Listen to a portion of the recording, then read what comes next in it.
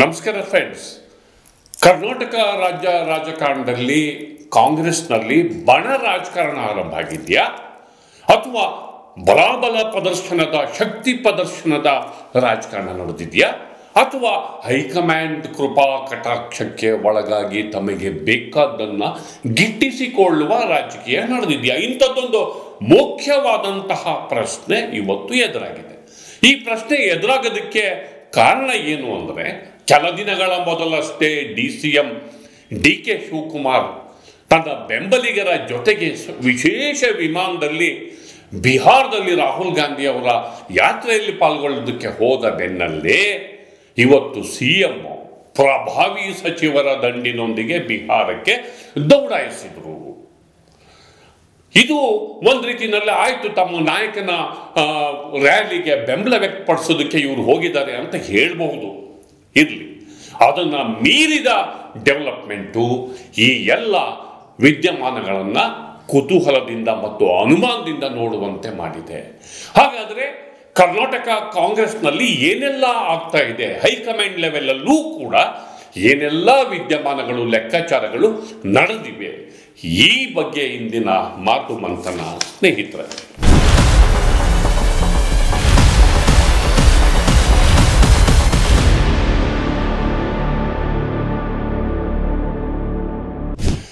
ಗೆಳೆಯರೆ, CM ಸಿದ್ದರಾಮಯ್ಯ ತನ್ನ ಬೆಂಬಲಿಗರ ಜೊತೆಗೆ ಅವರು ಬಿಹಾರಕ್ಕೆ ವಿಶೇಷ ವಿಮಾನದಲ್ಲಿ ಹಾರಿದರು. ಯಾರು ಬೆಂಬಲಿಗರು, ಯಾರು ಅವರ ಜೊತೆಗೆ ಹೋದವರು? ಗೃಹ ಮಂತ್ರಿ ಡಾಕ್ಟರ್ G. ಪರಮೇಶ್ವರ್, ಇಂಧನ ಮಂತ್ರಿ KJ ಜಾರ್ಜ್, ವಸತಿ ಸಚಿವ ಜಮೀರ್ ಅಹ್ಮದ್, ವೈದ್ಯಕೀಯ ಶಿಕ್ಷಣ ಉನ್ನತ ಶಿಕ್ಷಣ ಸಚಿವ ಡಾಕ್ಟರ್ ಸುಧಾಕರ್, ಹೀಗೆ ಒಂದು ದೊಡ್ಡ ದಂಧೆ. ಅವರ ರಾಜಕೀಯ ಕಾರ್ಯದರ್ಶಿ ನಜೀರ್ ಅಹ್ಮದ್, ಚೀಫ್ ವಿಪ್ ಸಲೀಂ ಅಹ್ಮದ್, ಎಲ್ಲಕ್ಕಿಂತ ಹೆಚ್ಚಾಗಿ ವಿಧಾನ ಪರಿಷತ್ನ ಪ್ರಭಾವಿ ನಾಯಕ ಹರಿಪ್ರಸಾದ್, ಹೀಗೆ ಒಂದು ದೊಡ್ಡ ದಂಡಿನ ಜೊತೆಗೆ ಸತೀಶ್ ಜಾರಕಿಹೊಳಿ, ಹೀಗೆ ಒಂದು ದೊಡ್ಡ ದಂಡಿನ ಸಹಿತ ಅವರು ಬಿಹಾರಕ್ಕೆ ಹರಿದರು. ಬಿಹಾರದಲ್ಲಿ ರಾಹುಲ್ ಗಾಂಧಿಯವರು ಶಕ್ತಿ ಪ್ರದರ್ಶನದ ಯಾತ್ರೆಯನ್ನು ನಡೆಸ್ತಾ ಇದ್ದಾರೆ.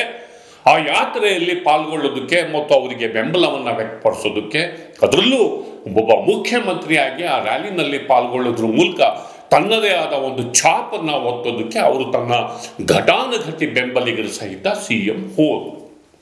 ಇದರಲ್ಲಿ ಏನಿದೆ ರಾಜಕಾರಣ?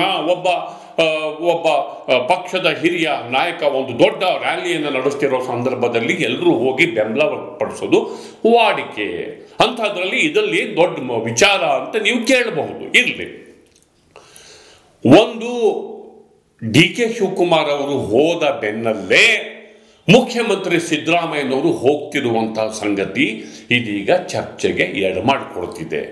ಯಾಕೆಂತಂದರೆ, ಪಕ್ಷದಲ್ಲಿ ಎಲ್ಲವೂ ಸರಿ ಇದ್ದಿದ್ರೆ, ಎಲ್ಲವೂ ಒಂದು ರೀತಿಯಲ್ಲಿ ಒಬ್ರಿಗೊಬ್ರು ಹೊಂದಾಣಿಕೆಯ ರಾಜಕಾರಣ ಇದ್ದಿದ್ರೆ CM ಮತ್ತು DCM ಇಬ್ಬರೂ ಒಟ್ಟಿಗೆ ಹೋಗಬೇಕಿತ್ತು.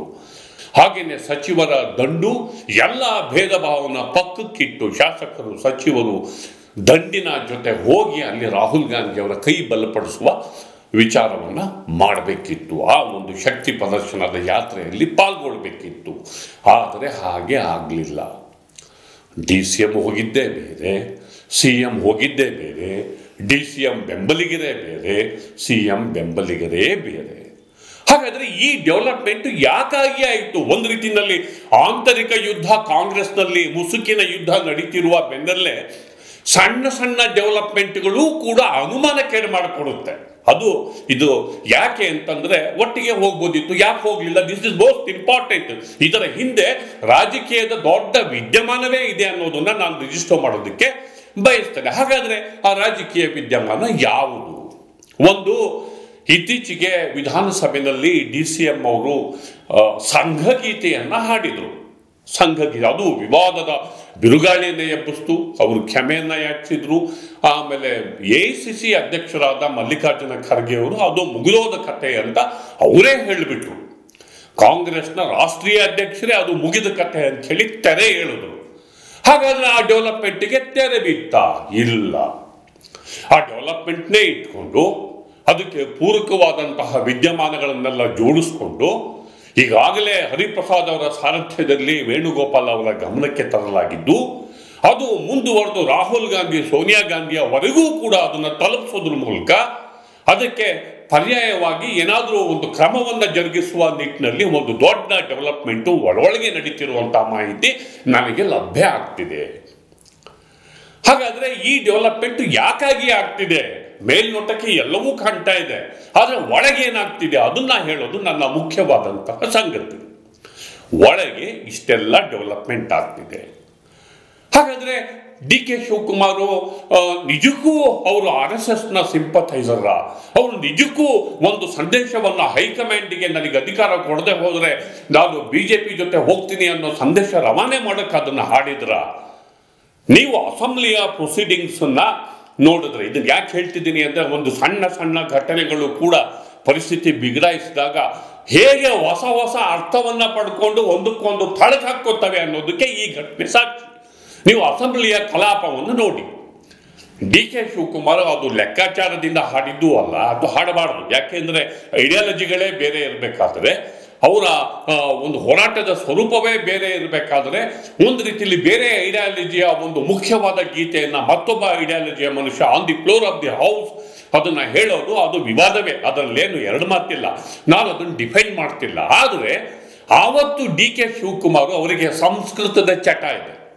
ನನಗೂ ಗೊತ್ತು, RSS ಗೊತ್ತು, ನಿಮಗೆ ಒಬ್ಬರಿಗೆ ಅಲ್ಲ, ನಾನು ತಿಳ್ಕೊಂಡಿದ್ದೀನಿ ಅಂತ ಹೇಳುವ ಭರಾಟೆನಲ್ಲಿ ಹೇಳಿದ ಪರಿಣಾಮ ಅದು ಒಂದು ದೊಡ್ಡ ವಿವಾದದ ಸ್ವರೂಪವನ್ನು ಪಡ್ಕೋತು. ಅಂದರೆ ತಮಾಷೆ ನೋಡಿ. ಹಾಗೆ ನೋಡಿದ್ರೆ ರಾಜಣ್ಣ ಕೂಡ, ಸಹಕಾರಿ ಸಚಿವರಾಗಿದ್ದಂತಹ ರಾಜಣ್ಣ ಕೂಡ ರಾಹುಲ್ ಗಾಂಧಿಯವರಿಗೆ ಅವಮಾನ ಮಾಡಬೇಕು ಅನ್ನೋ ಉದ್ದೇಶದಿಂದ ಹೇಳಿದ್ದಲ್ಲ. ಅವರು ಮತ ಚೀಟಿ, ಮತಪೆಟ್ಟಿ ರೆಡಿ ಆಗುವಂಥ ಸಂದರ್ಭದಲ್ಲಿ ನಮ್ಮದೇ ಸರ್ಕಾರ ಇತ್ತು, ನಮ್ಮ ಸಚಿವರೇ ಇದ್ರು ಅಂತ ಡಿ ಕೆ ಶಿವಕುಮಾರ್ಗೆ ಪಾಯಿಂಟ್ ಮಾಡಿದಂತಹ ರಿಯಾಕ್ಷನ್ ಅದು ಕೂಡ ಪಾಸಿಂಗ್ ರಿಯಾಕ್ಷನ್ನೇ. ಆದರೆ ಅಂಥದ್ದೊಂದು ರಿಯಾಕ್ಷನ್ ದೊಡ್ಡ ಸ್ವರೂಪ ಪಡ್ಕೊಂಡು ಅವರ ತಲೆದಂಡ ವಜಾ ಆಗುವ ನಿಟ್ಟಿನಲ್ಲಿ ಹೇಗೆ ಹೋಯಿತೋ ಹಾಗೇನೆ ಉದ್ದೇಶಪೂರ್ವಕವಾಗಿ ಅಲ್ಲದೆ ಹೇಳಿದಂತಹ ಸಂಘಗೀತೆ ಶಿವಕುಮಾರ್ ಅವರಂತಹ ಒಬ್ಬ ಪ್ರಭಾವಿ ನಾಯಕನ ಬುಡಕ್ಕೆ ಬಂತು. ರಾಜಕಾರಣದಲ್ಲಿ ಆಕಸ್ಮಿಕಗಳು ಅಥವಾ ನಾಲ್ಗೆ ತಪ್ಪಿ ಬಂದಂತಹ ಸ್ಟೇಟ್ಮೆಂಟ್ಗಳು ಹೇಗೆ ಕುತ್ತಿಗೆಗೆ ಬಂದ್ಬಿಡ್ತವೆ ಅನ್ನೋದಕ್ಕೆ ಇವೆರಡು ಘಟನೆಗಳೇ ಸಾಕ್ಷಿ. ಇದರ ಜೊತೆಗೆ ಶಿವಕುಮಾರ್ ಅವರು ಚಾಮುಂಡೇಶ್ವರಿ ಬೆಟ್ಟದ ಬಗ್ಗೆ ಮಾತಾಡ್ತಾ ಅದು ಹಿಂದೂಗಳ ಆಸ್ತಿನ ಅಂತ ಕೇಳಿದ್ದಿದೆಯಲ್ಲ, ಅದು ಸ್ಪಾಂಟೇನಿಯಸ್ ರಿಯಾಕ್ಷನ್ನೇ. ಒಬ್ಬ ನಾಯಕರಾದವರು ಮಾತಾಡುವಂಥ ಸಂದರ್ಭದಲ್ಲಿ ಅವರು ಹೇಗೆ ಯಾವ ಶಬ್ದವನ್ನು ಬಳಸಬೇಕು ಅನ್ನೋದು ಸ್ವಲ್ಪ ತಾಳ್ಮೆಯಿಂದ ನೋಡಬೇಕಾಗತ್ತೆ. ಅದು ಎಲ್ಲರ ಆಸ್ತಿ ಅನ್ಬೋದಿತ್ತು ಅಥವಾ BJP ಆಸ್ತಿನ ಅಂತ ಕೇಳ್ಬೋದಿತ್ತು, ಆದರೆ ಅದು ಬೇರೆ ಥರ ಆಗ್ಬಿಡ್ತು. ಅಂದರೆ ಅದು ಕೂಡ ಈ ಮೈಕನ್ನು ನೋಡ್ತಿದ್ದಾಗಲೇ ಡಿ ಕೆ ಶಿವಕುಮಾರ್ ಪ್ರವೋಕ್ ಆಗ್ತಾರೆ. ಅಲ್ಲೂ ಕೂಡ ರಿಯಾಕ್ಷನ್ ಮಾಡುವ ಭರಾಟೆನಲ್ಲಿ ಅದು ಮಿಸ್ ಆಗಿ ಬಂದಂತಹ ಸ್ಟೇಟ್ಮೆಂಟ್. ಆದರೆ ಆ ಕಾಂಟ್ರವರ್ಸಿ ದೊಡ್ಡ ವಿವಾದದ ಸ್ವರೂಪವನ್ನೇ ಪಡ್ಕೋತು. ಎಗೇನ್ ಅವರ ವಿರುದ್ಧ ಅವರ ಎದುರಾಳಿಗಳು ಅದನ್ನು ತಿರುಗುಬಾಣ ಅನ್ನುವ ರೀತಿಯಲ್ಲಿ ಬಳಸ್ಕೊಳ್ಳೋದಕ್ಕೆ ಪ್ರಯತ್ನವನ್ನು ಪಟ್ಟರು. ಇದನ್ನು ಯಾಕೆ ಹೇಳ್ತಿದ್ದೀನಿ ಅಂತಂದರೆ, ರಾಜ್ಯ ಕಾಂಗ್ರೆಸ್ನಲ್ಲಿ ಅಂತರ್ಯುದ್ಧ ಹೆಚ್ಚಾಗಿದೆ, ಮುಸುಕಿನ ಯುದ್ಧ. ಒಂದು ಗುಂಪು ಸೆಪ್ಟೆಂಬರ್ ಕ್ರಾಂತಿ ಎನ್ನುತ್ತೆ, ಮತ್ತೊಂದು ಗುಂಪು ನವೆಂಬರ್ ಕ್ರಾಂತಿ ಎನ್ನುತ್ತೆ. ಹೈಕಮಾಂಡ್ ವಾರ್ನಿಂಗಿನ ಬಳಿಕವೂ ಕೂಡ ಚೇಂಜ್ ಆಫ್ ಲೀಡರ್ಶಿಪ್ ಅಂತರ್ಗತವಾಗಿ ಅದರ ಬಗ್ಗೆ ಚರ್ಚೆ ಆಗ್ತಾ ಇದೆ. ಈ ಚರ್ಚೆಯ ಪರಿಣಾಮವಾಗಿಯೇ ಈ ಎಲ್ಲ ಯಾರು ಏನೇ ಆಕಸ್ಮಿಕವಾಗಿ ಯಾವುದೇ ಉದ್ದೇಶ ಇಲ್ಲದಲೇನೂ ಒಂದು ಸ್ಟೇಟ್ಮೆಂಟನ್ನು ಮಾಡಿದ್ರೂ ಕೂಡ ಅದ್ರ ಸುತ್ತ ಒಂದು ರೀತಿಯಲ್ಲಿ ವಿವಾದದ ಹುತ್ತ ಬೆಳೀತಾ ಹೋಗ್ತಾ ಇದೆ. ಮನಸ್ಸುಗಳು ದೂರ ಆಗ್ತಾ ಇದೆ.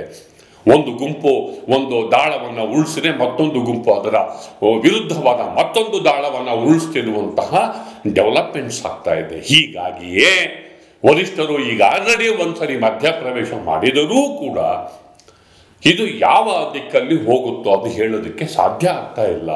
ಎಲ್ಲೋ ಒಂದು ಕಡೆ ಲಿಂಕು ಮಿಸ್ ಆಗ್ತಾ ಇದೆ. ಈ ಮಿಸ್ಸಿಂಗ್ ಲಿಂಕು ಸರಿ ಹೋಗುತ್ತೋ ಅಥವಾ ಇನ್ನೇನಾಗುತ್ತೋ ಅನ್ನುವ ಪ್ರಶ್ನೆಯ ಜೊತೆ ನನ್ನ ಮಾತನ್ನು ಮುಗಿಸ್ತಿದ್ದೇನೆ. ದಯವಿಟ್ಟು ದಿ ಪೋಸ್ಟ್ ನೋಡಿ, ಲೈಕ್ ಮಾಡಿ, ಶೇರ್ ಮಾಡಿ, ಸಬ್ಸ್ಕ್ರೈಬ್ ಮಾಡೋದಕ್ಕೆ ಮರಿಬೇಡಿ ಗೆಳೆಯರೇ. ನಮಸ್ಕಾರ.